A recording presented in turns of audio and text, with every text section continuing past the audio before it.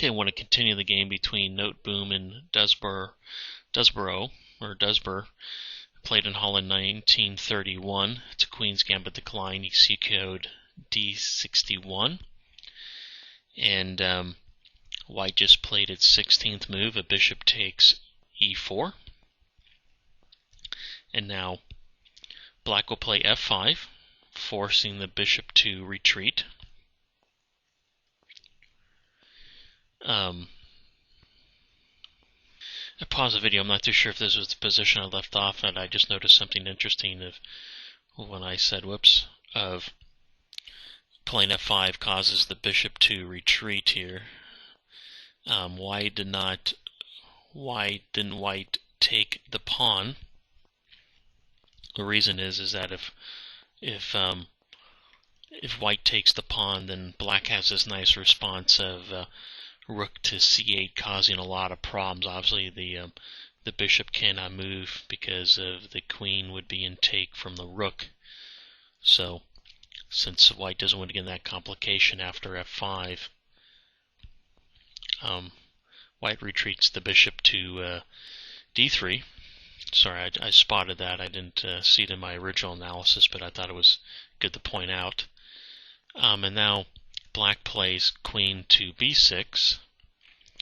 And personally, I think I first originally saw the move Queen to D6, and actually I think would have helped Black later in the game. You'll see why, because it has the same intention as that Black wants to move this pawn forward. I think the Queen is somewhat better centralized and active on the D6 square versus the B6 square. But Black played Queen to B6 to support the pawn movement. White plays on its 18th move, Rook to C1, stopping the B pawn from advancing. And Black plays Rook on A to C8. Once again, the whole idea is trying to get the C pawn to advance, and now White plays B4, basically cementing the fact that the pawn will not be moving. So now Black plays the Queen back to D8. And now White plays the knight into E5, hitting at the C pawn.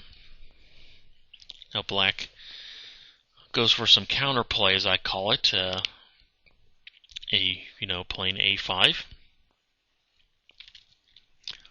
and White plays Queen to B3, threatening to take the pawn here, giving check. And then Black plays Bishop to D6, so hitting at the knight and defending the pawn. Now White plays bishop takes F5. Basically, this pawn here is pinned, so White wins pawn. Now the Queen, I would say White temporarily wins a pawn, because Black has this response of Queen to F6, where it hits the bishop and it hits the knight. So the bishop goes to B1 with the idea, the reason the bishop comes to B1 is that this way the bishop can go to here to support an attack, or the Queen can come to C2, forming a nice, what they call battery. The bishop takes now E5, the pawn takes, the Queen takes, so material is now even. And now White plays Rook to C5, harassing the Queen. Black plays A4, attacking the Queen, and now White plays an interesting move of A2. And the idea here is to keep this piece pinned. If we back up, if the Queen would have went to C2, threatening to come to this square and probably giving checkmate eventually. then the queen just comes to f6, and if the queen comes in the check, the king comes here, and everything is fine. But the queen remains at a2, or will go to a2, keeping that pawn there pinned. Then black will play the queen to d6. And what looks natural, though, for black is to play the queen to f6, like I mentioned earlier, keeping the queen over here, protecting the pawn, over by the king, protecting it. But what happens is that white has this, like he'll play e4. That prevents, since the pawn is pinned, now black cannot play e5, and the reason it would like to do that is to shut off this diagonal here.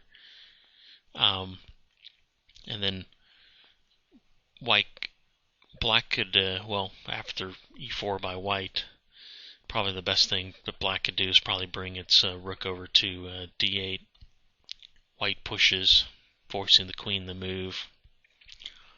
Probably coming to f4, where it keeps the threat on the pawn. Queen can come to c2, threatening the come into f7.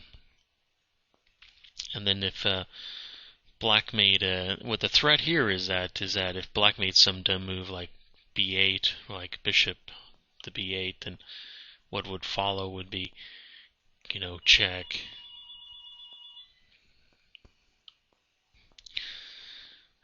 Sorry, the phone rang. The king to f8, and then bishop to g6, and now we have a problem, because if the rook goes to e7, it's checkmate, and black is forced to bring the queen back down to f7, so that doesn't work. This is the whole problem for black, is that this whole swing of the queen over the c2 and the infiltration of the queen over to h7 and the checkmating possibility. So in this position, queen to a2, the queen comes to d6, then the queen comes to c2 with the threat. So sort of cover that threat and the possibilities of what's going to go on. Nothing better to do than the rook coming to d8, and then check. King goes to f8 and b6, and black resigned at that moment. So no matter sort of black was going to get itself into trouble, no matter what it did. So this battery on this line here was very powerful. It allowed white to get in there and to eventually force black to resign. So that was the game.